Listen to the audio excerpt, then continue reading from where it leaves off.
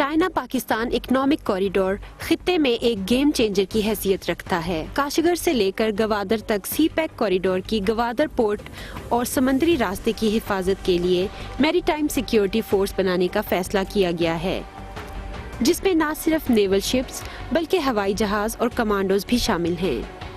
میری time security کی اہمیت اس بات سے واضح ہے کہ دنیا کے بڑے ممالک ترکی، ایران، سعودی عرب اور برطانیہ نے بھی سی پیک میں شامل ہونے میں دلچسپی کا اظہار کیا ہے۔ سی پیک کی زمینی راستے کی حفاظت کے لیے پہلے ہی ایک سیکیورٹی فورس بنائی جا چکی ہے۔ سی پیک چین کے بڑے project one belt one road کا ایک حصہ ہے۔ سی پیک اور میری ٹائم سیکیورٹی پر اگلے ہفتے گوادر میں ایک بین الاقوامی کانفرنس منعقد کی جا رہی ہے، جس میں وزیر اعظم نواز شریف شرکت کر رہے ہیں اور 25 سے زائد ممالک بھی شریک ہوں گے۔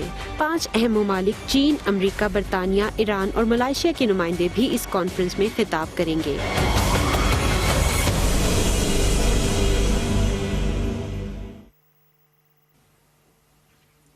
ناظرین السلام علیکم۔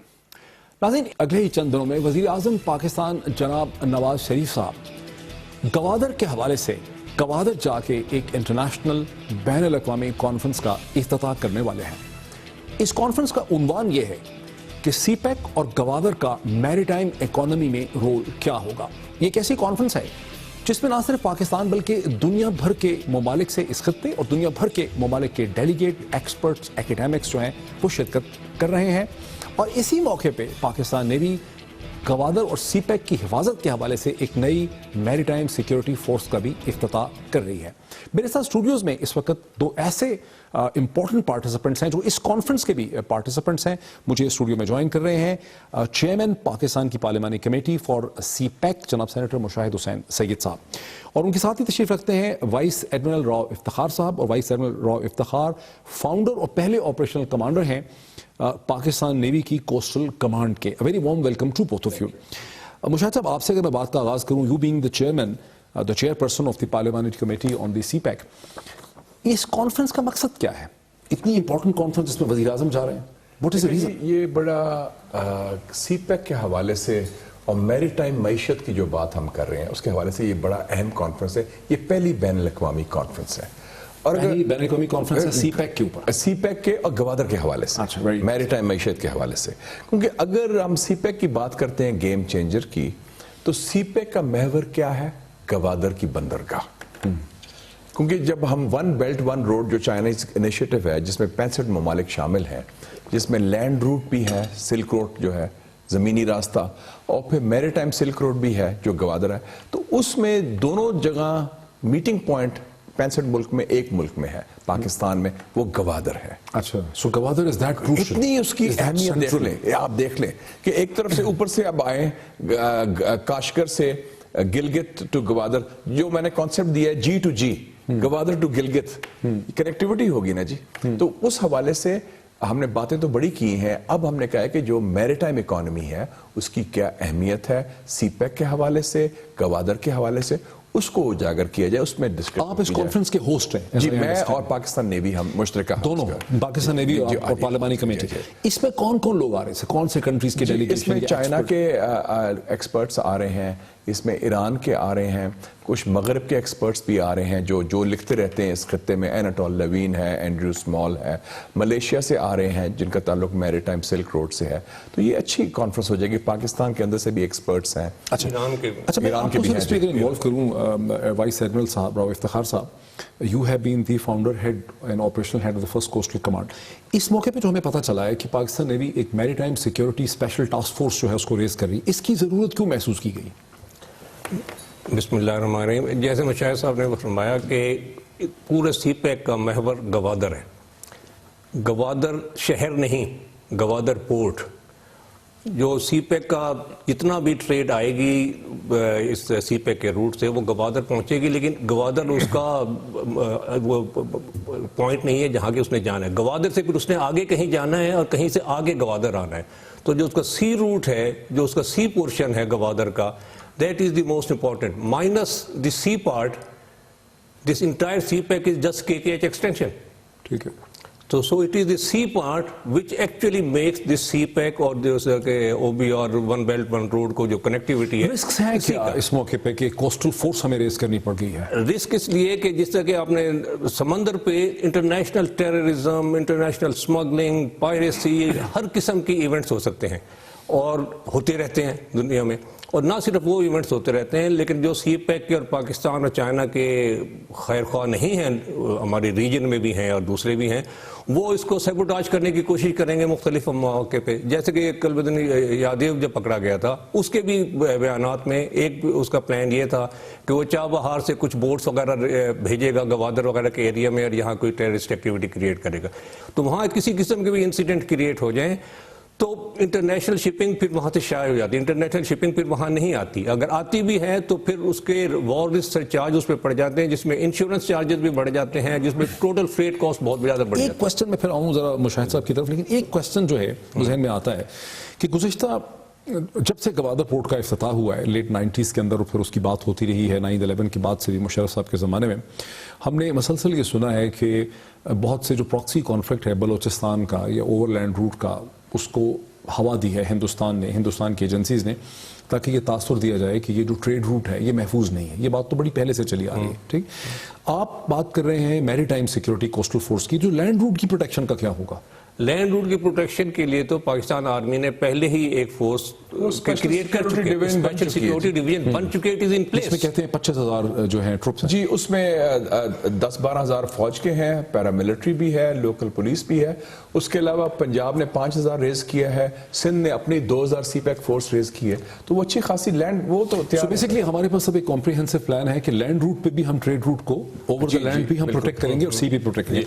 और मैं इसमें ऐड कर दूंगा इसी ग्राउंड वाले फोर्स पे कि गवादर पोर्ट इटसेल्फ, उसकी सिक्योरिटी के लिए नेवल मेरीन्स की एक पूरी बटालियन वहां पर इसीलिए तैनात की गई है. अच्छा, जो कि गवादर पोर्ट की सिक्योरिटी है. अच्छा मुशाहिद साहब, मैं अभी एक आर्टिकल देख रहा था, पुराना लिखा हुआ आर्टिकल था कि 1973 में जब जुल्फ़िकार अली भुट्टो वज़ीर आज़म बने, फ्रॉम बीइंग द प्रेसिडेंट से वज़ीर आज़म बने, तो वो व्हाइट हाउस तशरीफ लेके गए और वहाँ प्रेसिडेंट निक्सन को उन्होंने प्रपोजल रखा कि हम गवादर पोर्ट बनाना चाहते हैं, हम चाहते हैं कि अमेरिकन हमें उसमें सपोर्ट करें.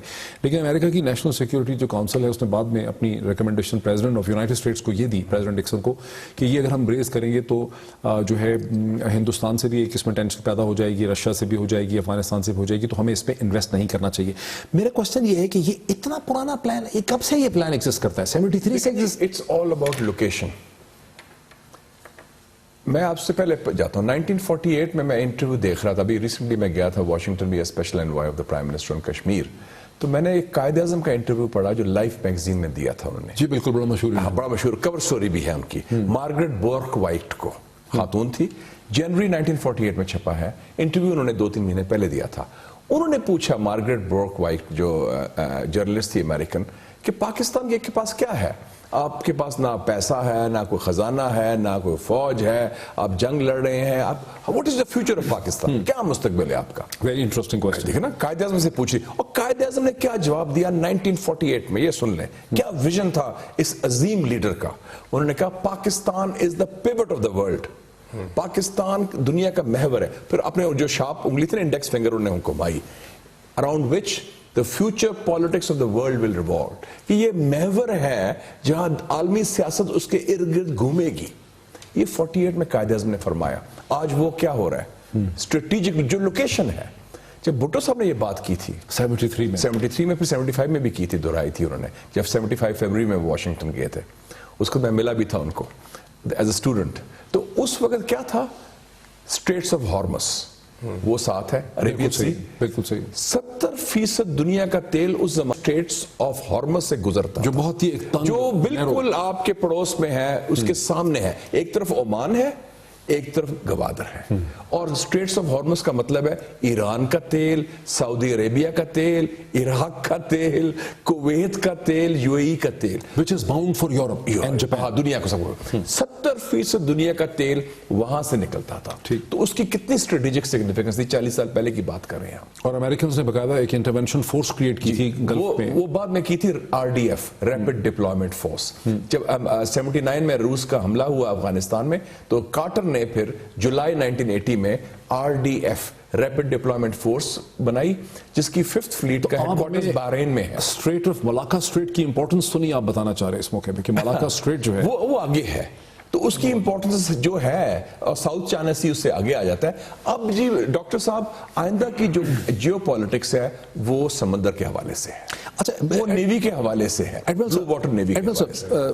اگر ذوالفقار علی بھٹو کے زمانے سے یہ تصور چلا رہا ہے, مشرف بھی یہ پلیڈ کرتے رہے چائنیز کو کہ یہ چیز اسٹریٹجیکلی ہونی چاہیے, پچھلے چند برس میں 2012 میں ایسی کیا تبدیلی آئی ہے چائنیز تھنکنگ کے اندر کہ انہوں نے ڈیسائیڈ کیا کہ ان کو یہ سی پیک 1 بیلٹ 1 روڈ جو ہے بنانا, کیا وجہ ہے اس کی؟ دیکھیں, ایک تو جیسے آپ نے کہا 73 میں اس وقت پرائم منسٹر بھٹو نے یہ ریز کیا, بالکل انہوں نے صحیح ریز کیا کیونکہ امپورٹنٹ پوائنٹ تھا, لیکن اس سے بھی پرانا گوادر کی ڈیولپمنٹ کا پروسیس چل رہا ہے. گوادر کی ڈیولپمنٹ میں نیوی اس سے بھی پہلے سے انٹرسٹڈ ہے اور گورنمنٹ کو ریکویسٹ کرتی رہی کہ گوادر کے پورٹ کو ڈیولپ کریں, کیونکہ نیوی کے لیے جیسے ابھی بتایا کہ اسٹریٹ آف ہرمز کے بالکل نزدیک ہے, تو نیوی کے لیے وہ آئیڈیل جگہ تھی جہاں پر نیوی کو کیا وجہ ہے کہ ڈیولپ نہیں ہو سکتا, لیکن وہاں اس وقت نیوی کو اتنا فنڈ تھے اور نہ نیوی کا یہ تھا کہ وہاں پر گوادر پورٹ کی ڈیولپمنٹ کے لیے ریلیٹیولی پیسہ زیادہ چاہیے تھا. نیوی کا پروپوزل تھا اس وقت کہ نیوی اور جو ہمارے کمرشل ادارے ہیں PNSC وغیرہ یا جو بھی اب پورٹ اینڈ شپنگ جو منسٹری بن گئی ہے وہ مل کے وہاں پر بنا لے, لیکن ان کا پوائنٹ آف ویو یہ تھا کہ ان کے لیے کوئی ٹریفک وغیرہ وہاں پر میں آپ کو تھوڑا سا اس کو جب گوادر کے لیے نیوی پرسو کرتی رہی, نیوی گوادر کو نہیں ڈیولپ کر سکی, پھر آلٹرنیٹ کے طور پہ نیوی پھر کئی سال تک کھور کلمات جو کہ گوادر پسنی کے نزدیک ہے, تو وہاں کھور کلمات کے لینڈ سروے وغیرہ سب کچھ ہوا کہ ہم کھور کلمات میں جا کے نیوی کو اسٹیبلش کر لیں, نیوی کا نیول بیس. کھور کلمات جب وہاں پر پانی وغیرہ کی شارٹیج تھی اور وہاں پر انٹرسٹ میں زیادہ مٹی وغیرہ تھی جس کے ڈریج کرنا بار بار پڑتا, پھر ایونچولی فال بیک کے طور پہ اورمارا پہ نیوی نے, جس میں کہ ریلیٹیولی کم خرچ ہونا تھا, تو نیول بیس اورمارا میں بنائی گئی. اچھا یہ بیک گراؤنڈ. مشاہد صاحب کیا ہوا ہے کہ چائنیز اس میں اتنے انٹرسٹڈ ہو گئے؟ آپ نے ایک جو بات کی نا کہ کیوں 2012 میں کیا ہوا, ہاں میں یہی پوچھنا چاہتا ہوں. دیکھیں نا کانٹیکس دیکھ لینا, ریجنل جیو پولیٹیکل کانٹیکس بھی ہے. 2011 میں 2 بڑی ڈیولپمنٹ ہوتی ہیں, اوباما کا دور تھا. 1 جولائی 2011 میں اس وقت کی وزیر خارجہ ہلری کلنٹن ہندوستان جاتی ہیں چنائی جو مدراس ہے, وہ بھی پورٹ ہے, وہاں وہ اناؤنس کرتی ہیں نیو سلک روڈ, یعنی کہ ہندوستان سے بیٹھ کے امریکہ اعلان کرتا ہے کہ ہم ایک نیا سلک روڈ بنائیں گے جولائی 2011. ویری انٹرسٹنگ, ہم تو بھول ہی گئے اس آپ بھول جاتے ہیں نا یہ, کیونکہ وہ امریکہ بھی بھول گیا کیونکہ وہ بھی جان نہیں تھی اس پروجیکٹ میں کہ انہوں نے جو سلک روڈ جو چین کے سرزمین سے چلتی تھی 2000 سال پہلے, امریکہ نے شیان سے, اور پھر وہ وسطی ایشیا میں جانا, مسلم ورلڈ, افریقہ, مڈل ایسٹ, یورپ, تو وہ انہوں نے اعلان کیا کہ new silk road. New silk road Hindustan سے کیسے چلے گی, ایک نمبر 1 وہ. دوسرا, اوباما نے اعلان کیا آسٹریلیا میں جا کے نومبر 2011 میں, پیوٹ ٹو ایشیا. یہاں تو مار کھا لی, یہاں گند کر دیا, عراق, افغانستان تباہی کر کے, مڈل ایسٹ میں تباہی کر کے یہاں سے بھاگے, چین کا مقابلہ کریں گے, پیوٹ ٹو ایشیا, کہ ہم ایشیا میں جا کے, جنوب مشرقی ایشیا میں جا کے کریں گے. تو اس سے پھر لوگوں کے کان کھڑے ہوئے کہ ان کے ارادے کیا ہیں. ایک طرف سلک روڈ کی بات ہو رہی ہے, ایک طرف یہ ہو رہی ہے. جب چائنا میں نئی قیادت آئی 2012 میں, شی جن پنگ جو بڑے مضبوط لیڈر ہیں, میں ان کو 4-5 مرتبہ مل چکا ہوں, بڑے دبنگ قسم کے ہیں, اور وہ ڈینگ شیاؤ پنگ اور چیئرمین ماؤ کے ٹریڈیشن کے ہیں, اسٹرانگ لیڈر. تو وہ اس کے بعد پھر انہوں نے 2013 میں اناؤنس کیا, پہلے ستمبر 2013 میں قزاقستان میں جو لینڈ روٹ ہے سلک روڈ کا, سلک روڈ اکنامک بیلٹ جسے کہتے ہیں, جیسے انہوں نے فرمایا شیان سے جو شروع ہوتا ہے. لیکن ہمارا منصوبہ, ہماری انٹینشن پرانی تھی.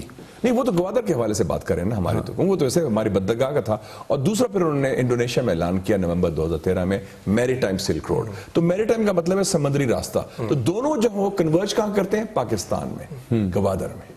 اور آپ دیکھ لیں ہماری کتنی اہمیت ہے. اور یہ 2012 میں آپ نے جیسے کہا نا, 2012 سے یہ نئی لیڈرشپ آئی, انہوں نے اوبیسلی اس کو بہت تیزی سے چلایا, اور ہماری نئی گورنمنٹ آئی, انہوں نے تیزی سے چلایا. لیکن یہ ابھی کا پلان نہیں ہے. 2006 کی ڈاکومنٹری میرے پاس ہے, پلاننگ کمیشن کے پاس بھی ہے, اس وقت کی میں نے 2006 کی, جس میں کہ یہ پورا اس وقت گوادر کاشکر कॉरिडोर कहते थे national trade corridor, national trade corridor, उसको फिर एक्सटेंड किया गवादर, और उस वक्त की डॉक्यूमेंट्री चाइनीज मेड डॉक्यूमेंट्री मैंने बताया, जिसमें कि वो कहते हैं कि जी हमने ये प्लान बनाया है अगले 10 साल में, यानी कि 2006 की बात करें, यानी आज तक हो चुका था 2016 तक कि $40 बिलियन की इन्वेस्टमेंट हो चुकी होगी, और फिर नेक्स्ट 10 ईयर्स में कितनी, और उन्होंने पूरा प्लान 2006 का, तो ये 2006 से ये प्लान बना, जबकि इम्प्लीमेंटेशन हुआ प्लानिंग कमीशन में मौजूद है, और उसके बाद आया ना पाकिस्तान, जी, जी, और डॉक्टर अकरम शेख साहब थे, डॉक्टर अकरम शेख साहब उनके जमाने के बाद। मुझे एक ब्रेक लेनी है, मैं थोड़ा सा और जब ब्रेक से वापस आए तो मैं आपसे ये भी समझना चाहता हूँ कि जो ये नई नेवल टास्क फोर्स क्रिएट की जा रही है, इसके पास एसेट्स और कैपेसिटीज जो हैं वो किस किस्म की होंगी, इसकी किस किस्म की रीजनल कोऑपरेशन होगी, और खित्ते के अंदर जैसे ब्लू ओशन या ब्लू वाटर नेवी कहा जाता है उसकी क्या सिचुएशन है। आफ्टर द ब्रेक नाज़रीन यही बात करते हैं, आफ्टर द ब्रेक।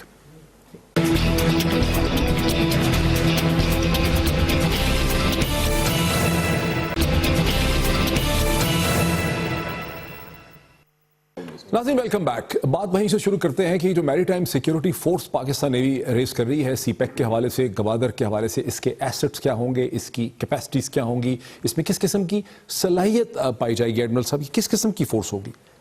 देखें जी, ये फोर्स अभी इनिशियली तो जो नेवी के एग्जिस्टिंग यूनिट्स हैं, चाहे वो सरफेस शिप्स हैं, एविएशन है या अलोंग द कोस्ट हैं, उसी में से क्या सबमरीन्स भी इसका हिस्सा होंगी? सबमरीन इसका आमतौर पे हिस्सा नहीं होती, ये विजिबल फोर्स होना जरूरी है। इसके 3 एलिमेंट मोटे मोटे जरूर होने चाहिए मेरी नज़र में। नेवी क्या प्लान कर रही है वो मुझे एग्जैक्टली नहीं पता। एयर सर्वेलेंस बहुत ज़रूरी है, जो कि हमारे मैरीटाइम पेट्रोल एयरक्राफ्ट्स हैं जो कि ये सर्वेलेंस करते हैं ताकि वो ऊपर से नज़र रखें। सरफेस शिप्स ज़रूरी हैं, हर साइज़ के सरफेस शिप्स जो कि जाके फिजिकली वहाँ पर प्रेजेंट रहें और इस किस्म की कोई एक्टिविटी ना होने दें। और पूरी कोस्ट के साथ साथ रेडार्स और दूसरी इस किस्म के इलेक्ट्रॉनिक इंटेलिजेंस वाले एलिमेंट्स जो हैं वो होने जरूरी है। और वहाँ पर रिलेटिव आपने एक बड़ी इंटरेस्टिंग बात की, आपने कहा जो सरफेस सर्वेलेंस रखने वाले जैसे एवैक्स होते हैं, जी जी, जहाज जो ऊपर से खबर रखते हैं, जी जी, वो बड़े ज़रूरी हैं, वो इसका हिस्सा होंगे। जी जी, मुझे याद आता है कि 2012 में गालिबन जब कराची के बेस पे हमला होता है, मेहरान बेस पे, तो टारगेट जो जिहादी अपेरेंटली तालिबान उसकी जिम्मेदारी लेते हैं, लेकिन वो लोगों को नहीं मार रहे हैं, वहाँ पे बेतहाशा लोग हैं, वो चाहते तो 1000 आदमी कत्लेआम करते, वहाँ पे फॉरेन ऑफिसर भी थे, वो स्ट्रेट अवे उन हैंगर्स की तरफ जाते हैं जहाँ हमारे एवैक्स हैं, और वो एवैक्स को टारगेट करते हैं उस गन बैटल के अंदर। उसके बाद दोबारा जब हमारा वहाँ पे हमला होता है कामरा में भी जो नेवल सर्वेलेंस इक्विपमेंट है उस पे हमला किया जाता है। इससे क्या समझ आता है कि इसके पीछे मुशाहिद साहब तो क्लियरली, मुझे तो क्लियरली नजर आ रहा है कि इसके पीछे वो ताकतें हैं जो पहले से सोच रही हैं कि गवादर की क्या इंपॉर्टेंस है। और एक्चुअली जो नेवी के थे वो एवेक्स नहीं, लेकिन एयर सर्वेलेंस के बड़े जहाज थे, P3 ओरायन जहाज थे। और जिस जगह से कि वो टेररिस्ट एंटर हुए थे फैसल बेस में, वहां से तकरीबन को 2.5 किलोमीटर रनवे के साथ साथ चलकर गए हैं, जो कि एयरफोर्स रनवे था before coming to the naval base. उसके दूसरी साइड पे रनवे के अक्रॉस एयरफोर्स के जहाज भी खड़े होंगे, फाइटर्स भी खड़े हैं, C-130 भी खड़े हैं, दूसरे जहाज में, उन्होंने किसी को टच नहीं किया। How interesting. और फिर नेवल एविएशन, नेवल बेस में भी जब एंटर हुए हैं तो पहले हमारे ये MSA के जहाज हैं, उसके बाद हेलीकॉप्टर्स थे, चाइनीज हेलीकॉप्टर भी थे, वो सब को किसी को टच नहीं किया।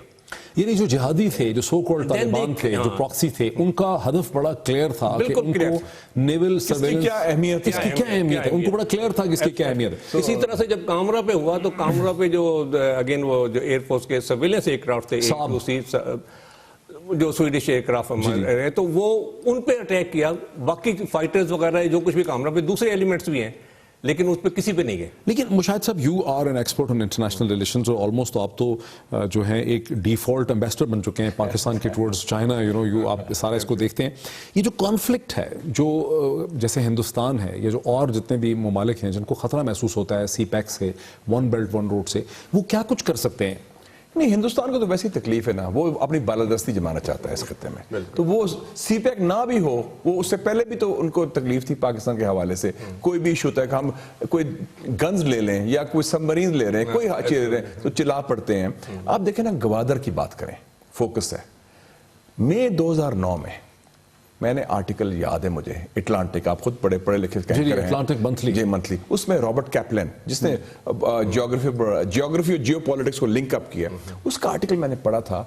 और राव साहब उन्होंने विजिट किया गवादर, اس کے بعد اس نے لکھا مئی 2009 میں سی پیک سے پہلے وہ کہتے ہیں کہ Gwadar has the potential to be the hub of a new silk road in the region. اور انہوں نے کہا کہ گوادر ایسی جگہ ہے جو it can be the Rotterdam of the Arabian Sea. Rotterdam بہت بڑا پورٹ ہے ہالینڈ کا, یورپ کا. یہ عربین سی کا روٹرڈیم ہوتا ہے, جس سے انہوں نے کہا کہ سمرقند تک, تاشکنڈ تک, بشکک تک, بخارا تک, الماتی تک, اشکاباد تک یہ لنکیج ہو جائے گا سینٹرل ایشیا. بٹ مشاہد صاحب, جب اگر اتنا بڑا گیم چینجر ہے گوادر اور سی پیک, تو ظاہر ہے پھر اس کے کچھ لوزرز بھی ہوں گے. جہاں اس کے ونرز ہیں, ونرز کون ہیں, لوزرز کون ہیں؟ میرے خیال میں لوزرز نہیں ہوں گے. انڈیا لوزر ہے نہیں, آپ فائدہ نہیں ہوگا اگر وہ سینس میں. اگر دیکھیں نا اس خطے میں تو یہ بھی میں نے ویو دیا تھا ابھی واشنگٹن میں بھی, میں کہ اب یہ جنوبی ایشیا کی ہم بات کرتے ہیں, ساؤتھ ایشیا, اب ایک گریٹر ساؤتھ ایشیا بن گیا ہے. یہ صرف ہندوستان, پاکستان, بنگلہ دیش, نیپال, بھوٹان, مالدیوز, سری لنکا نہیں ہے. یہ گریٹر ساؤتھ ایشیا ہے as a geo economic concept, جس میں چائنا بھی ہے, ایران بھی ہے, افغانستان بھی ہے, سینٹرل ایشیا کے کرگزستان, قزاقستان, ترکمانستان, تاجکستان, ازبیکستان شامل ہے. Driven by economy, driven by energy, ports, pipe lines, roads, railways. بلکہ پچھلے دنوں میری ایک ایمبیسڈر سے بات ہو رہی تھی, 4-5 پائپ لائنز گنائی. بلکہ میں نے مذاق سے کہا مجھے لگتا ہے ایکسلنسی دل بھی پائپ لائنستان ان دی ریجن, اتنے پائپ لائنز بن رہے ہیں. اب تک کون کون سے ممالک اس میں انٹرسٹ کا اظہار کر چکے ہیں؟ ایران تو ہمیں پتہ ہے, سوائے ہندوستان کے سب نے انٹرسٹ. یعنی اس میں ٹرکی انٹرسٹڈ ہے. ٹرکی انٹرسٹڈ ہے. میرے پاس پچھلے مہینے مصر کے سفیر آئے, اگر ہم انہوں نے کہا, مصر کے سفیر نے کہا ہمارا سوئز کنال ہے, ہم انٹرسٹڈ ہیں. ایران انٹرسٹڈ ہے. آپ نے روحانی صاحب نے کیا کہا میاں صاحب کو 22 ستمبر کو نیو یارک میں جب ملے, پریزیڈنٹ روحانی آف ایران, 3 باتیں کی انہوں نے کہا کہ جی پاکستان کی سالمیت ایران کی سالمیت ہے, ہم سی پیک کا حصہ ہونا چاہتے ہیں, اور چابہار اور گوادر جو ہے سسٹر پورٹس ہیں. اور انہوں نے کیوں یہ کہا, اس سے پہلے مودی صاحب نے 15 اگست کو بلوچستان کا ذکر کیا تھا. وہ بھول گئے مودی صاحب کہ بلوچستان ایران کا بھی حصہ ہے, ایک صوبہ ہے. اگر پاکستان کے بلوچستان میں عدم استحکام ہوتا ہے ہندوستان کی وجہ سے جو کر رہا ہے وہ کوشش, تو وہ ادھر بھی پھیلے گا. تو اس میں ایران کے کان بھی کھڑے ہو گئے کہ جناب یہ تو ہم بھی مارے جائیں گے. اچھا مشاہد صاحب اور ایڈمرل صاحب, دیکھیں کچھ ممالک کا جو انٹرسٹ ہے, جیسے افغانستان کے ٹریڈ کو فائدہ ہو سکتا ہے الٹیمیٹلی اس کو, اور افغانستان کو بڑا فائدہ ہوگا سی پیک سے. افغانستان کو تو بہت فائدہ ہوگا. نقشہ جب ہم نقشہ دیکھتے ہیں, اور نقشے پہ ہمیں نظر آتا ہے کہ پاکستان کے نارتھ میں اور ویسٹ میں افغانستان ہے, اسی طرح پاکستان کے ویسٹ میں ہمیں ایران نظر آتا ہے, اور ایران سے فردر ہمیں ایران کے آگے ایران کی بارڈر جو ہے, ایران جیوگرافکلی کنٹیگوس ہے ترکی کے ساتھ.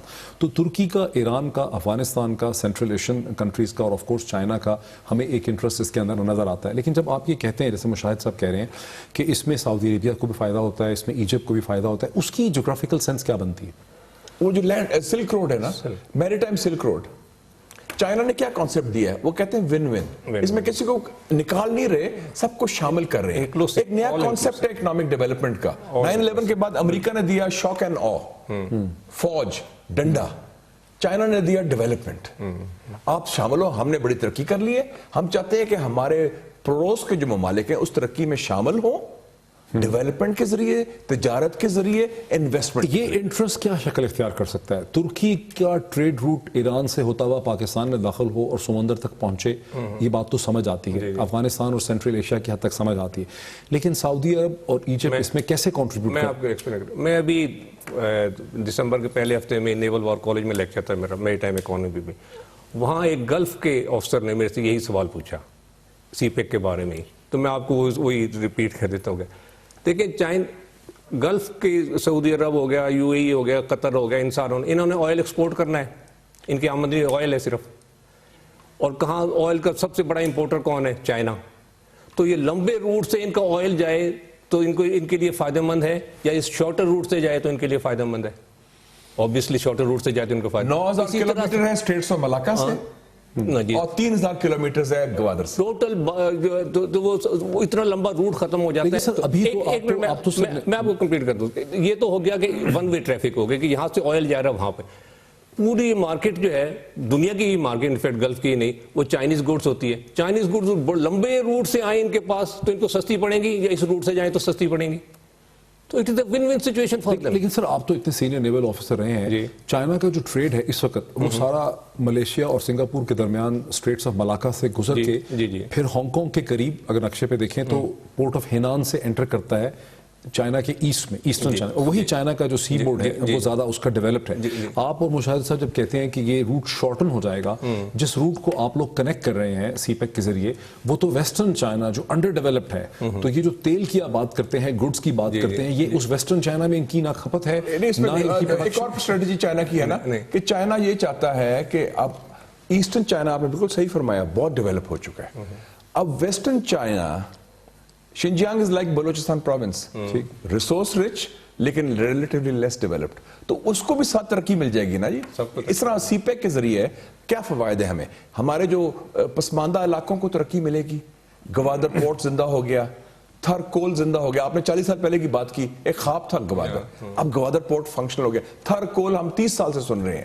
اور اس کا ایک اور فائدہ بڑا ہوگا, پاکستان نیوی جو بڑی جاندار سروس ہے, پروفیشنل سروس ہے. حال ہی میں ہماری نیوی نے ہندوستان کی نیوی کو بھگا دیا. سب مرین آئی تھی, جو سب مرین آئی تھی, بہت بڑی بات ہوئی ہے. ہم بلکہ میں نے تو ریزولوشن بھی کیا سینٹ میں, اور میں ویلکم بھی کیا, میں نے اسٹیٹمنٹ بھی دیا ایز چیئرمین ڈیفنس کمیٹی. ایک میں بریک لے لوں ناظرین, اور بریک کے بعد اس ڈسکشن کو اسی پوائنٹ سے آگے بڑھاتے ہیں after the break.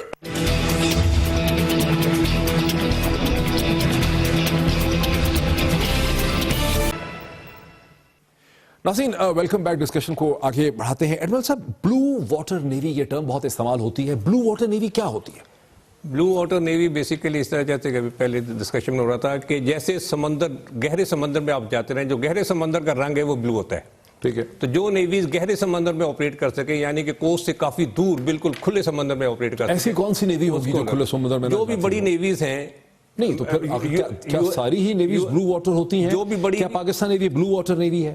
It can be called, جیسے کہ میں نے پہلے, وہ تو ٹرم استعمال کرتے ہیں کہ India is trying to become.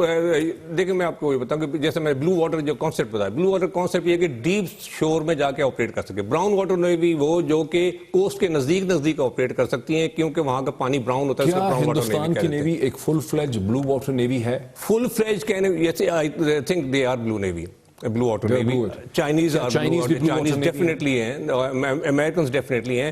Pakistan navy is a blue water navy. Why? جس طرح میں کہا کہ میں خود شپ کی کمانڈ میں تھا, تو یہاں سے ساؤتھ افریقہ, کیپ ٹاؤن, ہم نان سٹاپ گئے through crossing of the seas. بڑا کانسپیریٹوریل سازشانہ, یعنی سازش والا سوال جو ہے میرے ذہن میں, کانسپیریسی تھیوری آتی ہے. جی بالکل. لینڈ روٹ پہ ڈفرنٹ قسم کے جہادی پراکسیز کے ذریعے آپ ٹریڈ روٹس کو ڈسٹرب کر سکتے ہیں. آپ دیکھیں ایران, پاکستان, چین, یہ پورا جو اس کا ٹریڈ روٹ ہے, اس پہ یہ جہادی جو ہے طرح طرح کے, یہ روز اپنے نئے نئے نام جو ہے ڈکلیئر کر دیتے ہیں. کوئی کہتا ہے میں سولجر آف گاڈ ہوں, میں کہتا ہے سولجر اس کا ہوں, اور بڑے عجیب ہے. اب یہاں داعش وائش کی بات ہو رہی, سمندر پہ بھی کیا بحری قزاق اپیئر ہو سکتے ہیں ٹریڈ روٹس کو ڈسٹرب کرنے کے لیے, جن کے پیچھے کوئی اور کھڑا ہو؟ ڈیفینیٹلی بالکل ہوتے ہیں, اور بہت زیادہ انٹرسٹنگ ہے بات کہ نہیں, کہ ایک اسلامی جہادی ہیں وہ کہیں جناب والا ہمیں فلاں مسئلہ ہے اس ہمیں اس روٹ پہ. بالکل ہے, جیسے کہ پائریسی جو ہے یہ بہت بڑا ایک ایلیمنٹ ہے میری ٹائم اکانومی کا. آپ نے دیکھا تھا کہ صومالیہ کے آف کتنا پرابلم رہا. جب صومالیہ کے وہاں اتنا زیادہ پرابلم بڑھ گیا, تو جب انٹرنیشنل نیویز نے آپریٹ کرنا شروع کیا, اور پاکستان نیوی اس کا حصہ ہے, یو این ٹاسک فورس کا حصہ ہے, ٹاسک فورس 151 اس کو کہتے ہیں. نیوی کمانڈ کر چکے پاکستان نیوی اس کو, انٹرنیشنل ٹاسک فورس کو. تو جب ان ٹاسک فورس نے اور دوسری نیویز نے وہاں پر آپریٹ کرنا شروع کیا, تو انہوں نے ایک سیف ٹرانزٹ لین بنا دی, جس کے اندر کے یہ جو نیوی کے جہاز تھے یہ پیٹرولنگ کرتے تھے, تو وہاں سے جو مرچنٹ شپ گزرتے تھے. تو جب اتنی زیادہ پیٹرولنگ ہوئی, تو اب صومالیہ کے پاس جو ہے وہ پائریسی ختم ہو گئی ہے, تقریباً ختم ہو گئی ہے, منیمم. تو جب آپ سمندر کو ہیوی ٹریڈ کے لیے اور یوز کریں گے from an economic point of view, تو پھر ظاہر ہے اس کے اکمپنگ تھریٹس بھی آئیں گے. تو اسی لیے سی پیک کی میری ٹائم بن رہی. اور سیکنڈ ورلڈ وار کے بعد امریکہ نے جو اوشنز پہ یورپ کے اپنے اور جاپان کے ٹریڈ کو, بنیادی طور پہ امریکہ سے زیادہ جاپان کے اور یورپ کے ٹریڈ کو امریکہ نے پروٹیکٹ کیا ہے سمندر پہ. ایم آئی رائٹ؟ بنیادی بات تھی کہ برٹش امپیریلزم کی بنیاد کیا تھی؟ British navy. 20ویں صدی میں امریکن سینچری کی بنیاد کیا تھی؟ کہ Asia pacific was an American lake. یہ امریکہ کی, اب ان کی جو اجارہ داری ختم ہونے والی ہے, ان کو خدشات ہیں. تو پھر اپنی اجارہ داری کو مینٹین رکھنے کے لیے, لیکن ان کا زوال بھی ساتھ تو آ گیا نا, لیکن وہ اس کے لیے کچھ کریں گے. یورپ کی اٹس اونلی نیچرل. نہیں بالکل لڑیں گے, لیکن ہمیں اس کے لیے تیار ہونا ہے. نہیں لڑنا کیا, وہ چاہتے نہیں تھے کہ پاکستان نیوکلیر پاور بنے, ہم بن گئے. وہ چاہتے نہیں تھے کہ ہماری چین سے دوستی ہو 50 سال پہلے, ہو گئی, ہماری ہو گئی. ہم نے اس کا, جہاں ہمارے مفادات ہیں, کور انٹرسٹ ہیں, اس کا ہم دفاع کریں گے. ایڈمرل صاحب, اس کی کیا ہم دیکھتے ہیں کہ چین کی جو اکنامک ڈیولپمنٹ ہے جب ہوتی ہے 80s 1970s کے بعد سے, تو وہ اس کے کوسٹل ٹاؤنز کے ساتھ زیادہ ہوتی ہے. دنیا بھر میں یہ رہا ہے. اب یورپ سارے کو دیکھ لیں, روٹرڈم کے پورٹ کی آپ نے بات کی ہے, لندن کو دیکھ لیں, پورٹ کی بات ہوئی. یہ کیا وجہ ہے کہ پاکستان کی ساری اکنامک ڈیولپمنٹ جو ہے اس کے لینڈ ماس پہ ہوئی ہے, جی ٹی روڈ کے, کالا چرکا, کوئی آل دیٹ, اس کی کیا وجہ ہے؟ اس کی بیسک وجہ یہ کہ ایک تو ہمارا لینڈ اورینٹڈ لوگ ہیں ہم, لیکن وہ تو لینڈ اورینٹڈ تو چائنا بھی تھا, لیکن ان میں ویژن تھی. جب انہوں نے اکنامک ڈیولپمنٹ شروع کی تو لانگ دی کوسٹ شروع کی اور بڑی تیزی سے ہم کیا زمیندار قسم کے لوگ ہیں؟ بیسیکلی لینڈ اورینٹڈ لوگ, اور نہ ہی ہمارے میں بلک آف ہماری پاپولیشن جو ہے, میجورٹی پاپولیشن نے سمندر دیکھا نہیں ہے, تو اس کے میری ٹائم انٹرسٹ اور میری ٹائم فورس اور میری ٹائم اکانومی کے بارے میں آپ ان سے بات کریں. لیکن یہ میں بتا دوں کہ some of the best admirals have come from the Punjab and the frontier.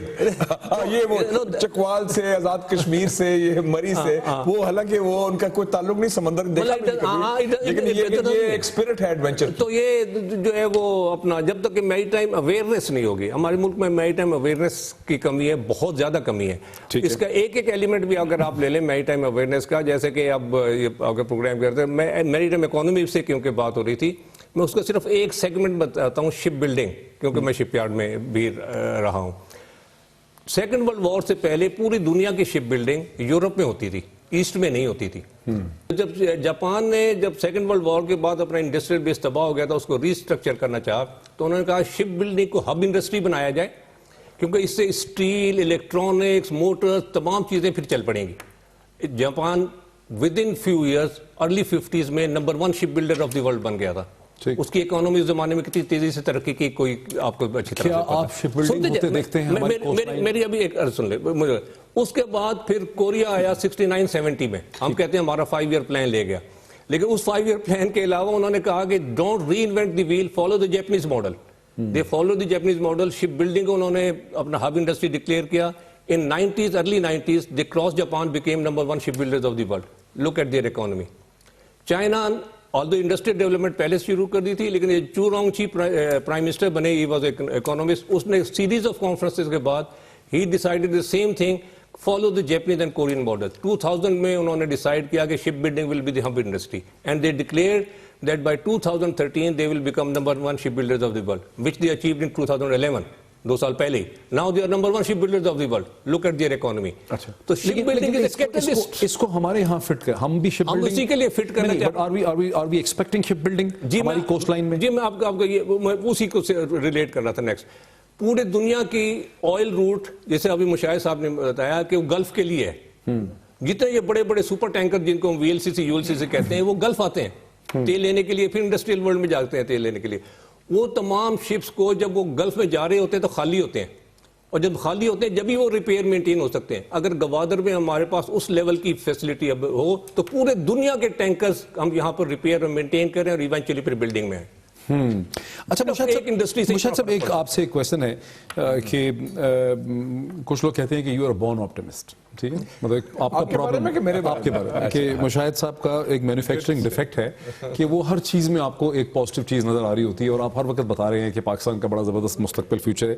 ہم پاکستان کے جو اور دانشور ہیں ان سے جب ملتے ہیں تو بڑا مایوس کن قسم کا فیوچر ہمیں اپنا پاکستان کا نظر آتا ہے. آپ سے ملتے ہیں تو ایسا لگتا ہے کہ ہماری بڑا زبردست فیوچر ہے. اس کی کیا وجہ ہے؟ لیکن اس کے حقائق بیک اپ کرتے ہیں. ایک تو میرا آپٹیمزم ہے کہ اللہ تعالیٰ پر ایمان ہونا چاہیے, اپنے لوگوں پر یقین ہونا چاہیے, اور لوگوں کی صلاحیت پر یقین ہونا چاہیے. پاکستان کا بننا ایک میریکل تھا. اگر یہ دانشور اس وقت ہوتے تو یہ کہتے پاکستان تو بن نہیں سکتا, کیونکہ کیا قائد اعظم کے پاس ایٹم بم نہیں, قائد اعظم کے پاس فوج نہیں, قائد اعظم کے پیچھے امریکہ یا برطانیہ نہیں, قائد اعظم کے پاس پیسہ نہیں. It was a miracle. Quaid Azam جیسا لیڈر تھرو شیئر قوت ایمانی and support of the people. Atom bomb آپ نے بنا لیا, آپ نے انڈیپینڈنٹ فارن پالیسی بھی کافی حد تک رکھ لی, آپ نے جو مڈل ایسٹ کا جو حال ہوا ہے آپ نے وہ اوورٹ کر لیا. آپ میں مودی جیسا حکمران نہیں ہے. ہندوستان اتنی بڑی جمہوریت, کیا انہوں نے, جسے پنجابی میں کہتے ہیں کھے کھائی, کہ مودی جیسا بندہ جو ایک انتہا پسندانہ فاشسٹ ہے, وہ ان کا ڈیموکریٹکلی الیکٹڈ لیڈر ہے, اور آپ کا لیکن وہ ترقی کی تو بڑی کوشش کر رہا ہے, اس میں بھی تو ترقی کی کوشش کر رہا ہے, ٹھیک ہے, وہ اپنی طرف کرتا رہے, لیکن پاکستان کا کردار اور کلیدی ہو رہا ہے. جب مودی آپ پر تھریٹ کر رہا تھا جنگ, ان کا بیسٹ فرینڈ رشیا کی فوج پاکستان میں تھی. Our role is important. اور ہم نے سب سے لمبی جنگ لڑی ہے دہشت گردی کے خلاف, سب سے زیادہ کامیابی کے ساتھ اور سب سے زیادہ قربانی کے ساتھ. ہم نے سب سے زیادہ ہوسٹ کیے ہیں, ماڈل ہوسٹ ہیں ریفیوجیز کے. 30 लाख अभी तक रह रहे हैं, 37 साल से we have been in the eye of the storm. So बुनियादी तौर पे आप ये कह रहे हैं उसकी वजह क्या है? हमारी सोसाइटी में जान है, हमारी सोसाइटी में जान, फ्लेक्सिबिलिटी भी है, लोगों में जान है, हम अडेप्ट करते हैं सिचुएशन को. यंगेस्ट आपकी जो मलाला यूसुफजई आई है नोबेल प्राइज में, शारमीन उबैद चौय कहां से आई, सारे आप कितनी जानदार मुल्क समझ गया हूं आपकी जो आपका जो we are the freest Muslim democracy today, सबसे आजाद मुसलमान जमहूरियत पाकिस्तान है. खत्म हो गया. शुक्र करें अल्लाह ताला का. मैं कहता हूं जो लोग नाशुक्री करते हैं वो हिंदुस्तान जाके मुशाहिद हुसैन सईद साहब का, admiral vice admiral Rao Iftikhar साहब का नाज़रीन शुक्रिया. और नाज़रीन एक चीज़ जिस पे कि मुशाहिद साहब ने इसका इख्तिताम किया कि बॉक्सर जो मार खा सकता है रिंग के अंदर, जिसमें मार खाने की और सहने की ताकत की कैपेसिटी होती है, वही फातेह होता है. पाकिस्तान ने तमाम दहशतगर्दी का मुकाबला करके ये साबित किया है कि पाकिस्तानी कौम जो है उसमें मार खाने की, खड़े होके जिंदा रहने की, आगे बढ़ने की सलाहियत जो है वो पाई जाती है. और जो इंटरनेशनल कॉन्फ्रेंस हो रही है सीपैक और गवादर के हवाले से, जिस पे वज़ीर आज़म जिसका इफ्तिताह कर जल्दी, उसके हवाले से ये बहुत ही एक इन्फॉर्मेटिव डिस्कशन थी. अपना फीडबैक हमें दीजिएगा. बहुत शुक्रिया.